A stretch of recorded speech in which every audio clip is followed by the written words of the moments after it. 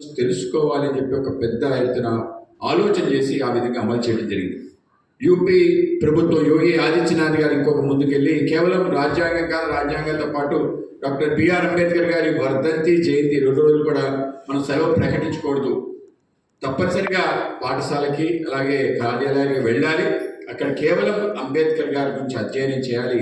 అంబేద్కర్ గారి యొక్క ఆలోచన సరళేంటి, ఆయన ఏ విధంగా అనుసరించడం, ఏ విధంగా ఆయన దగ్గర మనం ప్రేరణ పొందడం అనేది తప్పనిసరిగా తెలియాలి. కేవలం పేర్లు మాట్లాడటం, మీ రాజ్యాంగ రక్షకులు అని చెప్పి ప్రగల్భాలు పలుకుతూ సమయాన్ని వెలుబుస్తూ అనేక మంది ప్రతిపక్షాలపై దాడులు చేస్తున్న ఏ వైనం ఏదైతే ఉందో ఈ దేశంలో ప్రజలకి తెలియాలి అని చెప్పి ఆ విధంగా అంబేద్కర్ గారి యొక్క జయంతి, వర్ధంతి అలాగే రాజ్యాంగం సంబంధించిన దినోత్సవంగా నవంబర్ 26 చేస్తూ దేశవ్యాప్తంగా మొదటిసారి పెద్ద ప్రయత్నం జరిగింది.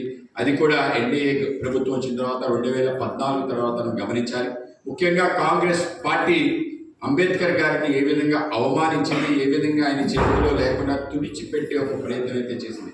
మనందరికీ ఆశ్చర్యకరమైన విషయం ఏంటంటే అంబేద్కర్ గారి తర్వాత ఆయన వారసులు ఎవరు రాజకీయాల్లో లేరు, ఎవరు కూడా ముఖ్యమంత్రులు కాలేదు, ఎవరు కూడా మంత్రులు కూడా కాలేదు. కానీ వాడవాడల వీధి అంబేద్కర్ గారి యొక్క విగ్రహాలు, అంబేద్కర్ గారి పైన అధ్యయన కేంద్రాలు, అనేక కమ్యూనిటీ హాల్కి, యూనివర్సిటీస్కి ఆయన పేరు ఉండటం ఎందుకు జరిగింది? ఇంకో పక్క